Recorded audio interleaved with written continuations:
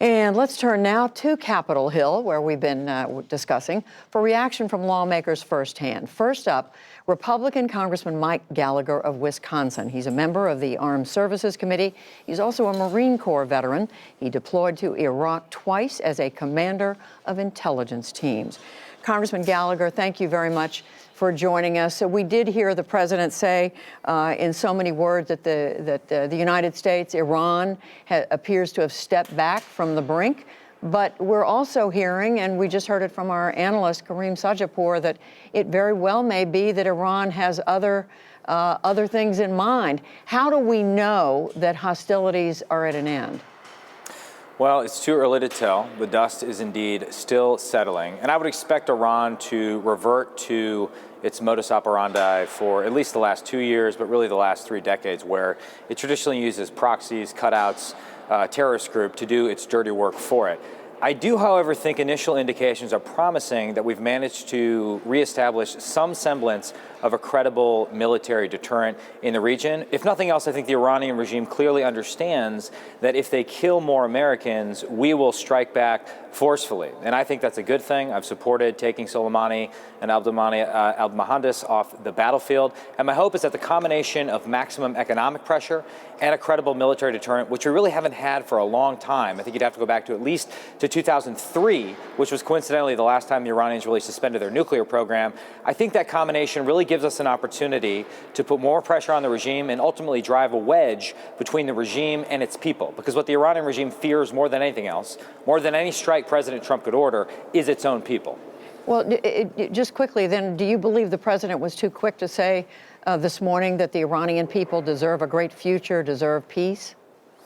No, I think that's an incontrovertible statement. The Iranian people do deserve a great future, and they deserve peace. And the primary obstacle to peace and future for the Iranian people is their own terrorist-sponsoring, murderous regime that recently, with Soleimani's death squads, gunned down 1,200 Iranian civilians. It was their Tiananmen Square moment.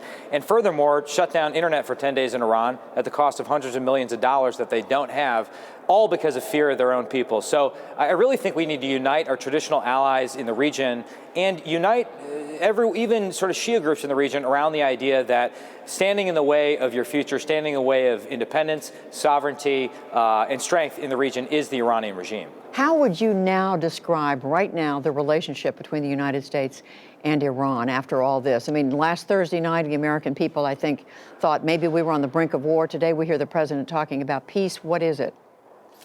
I think it's intense competition, and it will have, non-kinetic forms. It will have kinetic forms, and the Iranians really have been attacking us consistently through proxies in recent years. And I think the Trump administration actually showed remarkable restraint in response to, for example, attacks on commercial vessels in the Straits of Hormuz, downing our unmanned drone in the region, attacking the Saudi Abqaiq facility. But finally, when they crossed that red line of killing an American and attacking our embassy, that was too much for President Trump. And so who knows what the future will hold. I think we've also given the Iraqi people a chance. Lost in all this is the fact that the Iraqi people have taken to the streets. They've been in Tahrir Square since October, protesting Iranian influence in their country, protesting corruption in their own government. And I think we should send a strong signal now that we're not going anywhere, that we want to continue the partnership that was so effective in dismantling ISIS, for example, and we're not going to let Iran and its proxies stand in the way of that. Very quick, 2 more questions. Do you now believe that the administration had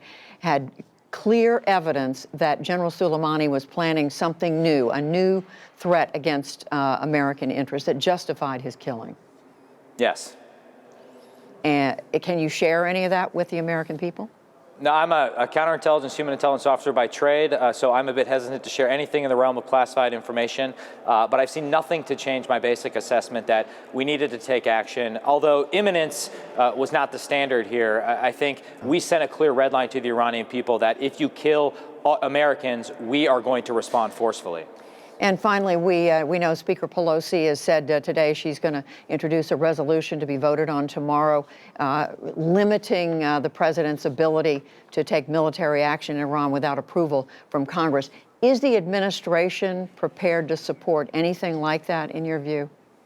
Well, I don't know what the administration is prepared to support. I think my initial reading of the resolution is that it's counterproductive. Their plans were to introduce it prior to having even read any of the intelligence, which suggests that this is not a serious effort. There's language in the resolution that further puts the blame for escalation on the American military, which I think is wrong and creates a false moral equivalence between the terror-supporting Iranian regime and our own troops and people trying to keep America safe. And furthermore, it's unclear whether the War Powers Resolution, which has been largely ineffectual in its 4-decade history, is even applicable in this situation. The president obviously has the authority inherently under Article 2. We're in Iraq at the invitation of the Iraqi government and pursuant to a 2002 AUMF that Congress hasn't taken the time to repeal. I'd be for repealing that and replacing it with something that was more narrowly tailored, though. Congressman Mike Gallagher, thank you very much. Thank you.